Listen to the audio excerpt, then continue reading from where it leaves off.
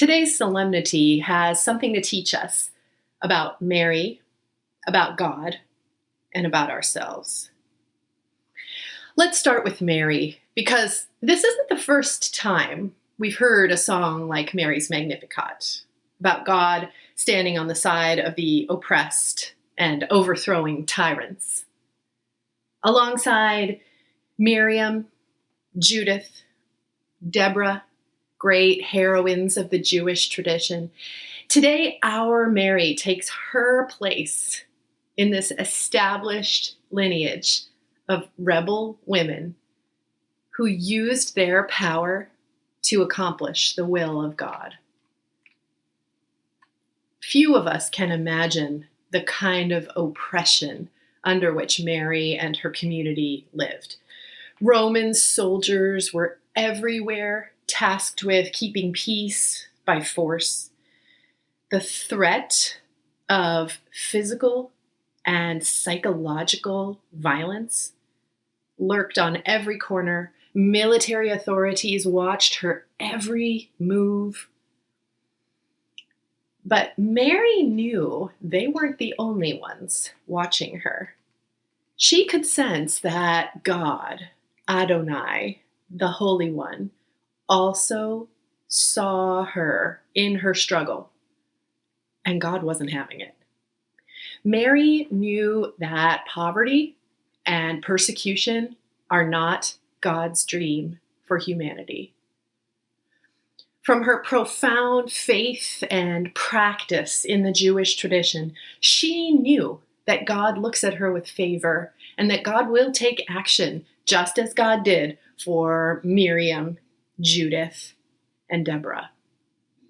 This forthcoming baby is part of God's long-time promise, the covenant.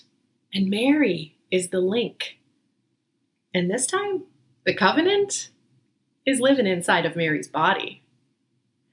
There is something essential about Mary's body that is the hinge to this story. And indeed, today on the Solemnity of the Assumption, we celebrate God wanting to preserve and stay in the presence of Mary's body even after her death. While she sings the Magnificat, Mary also affirms God's concern for her bodily well-being, including a calm mind and a full stomach. As we turn our attention to what this solemnity says about God, let's consider the first and second readings. In these texts, God speaks of a proper order of things, including a just distribution of power. In Revelation, once mother and baby are safe, the loud voice proclaims, "Now have salvation and power come." Bodily safety first, then salvation. In Corinthians, Paul lays it out. Christ rises from the dead first, then us, at which time the reign of God is not established until Christ has destroyed every earthly authority and power that is out of alignment with the will of the Holy One. In short, there is no place for disordered power in the reign of God. Let's pay close attention to how God reorders in the song of the Magnificat. God has mercy, shows strength, casts down, lifts up, fills, and helps. Those last few sound sort of nice and soothing. Lifts up, fills, helps. But let's not skim over the first. First, God needs to reset some things because things are out of order. God sees the humiliation of military occupation and what this has done to the Jewish people. God sees the disordered use of power to preserve wealth of a few while the many languish. Material poverty and occupation by foreign governments are not okay with this God. They need to be addressed, and addressing them will cost something of those with full bellies and comfortable positions. So God cleans house, scattering the proud, casting down the mighty, sending the rich away with nothing. Then God lifts up the lowly, fills the hungry with delicious food, and helps Mary's community.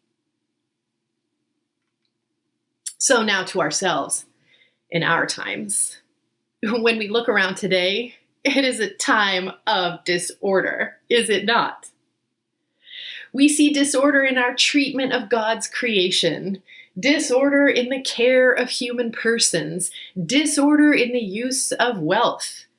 I mean, a billionaire just spent millions of dollars to propel himself and a few buddies into space for 10 minutes.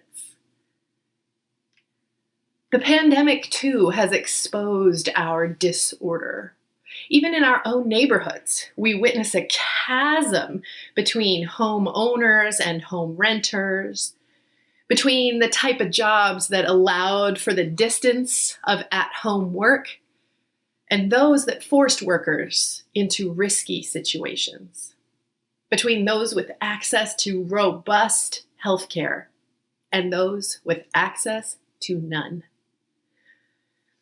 The pandemic has also demonstrated how physically connected we are to one another by the very air molecules we share.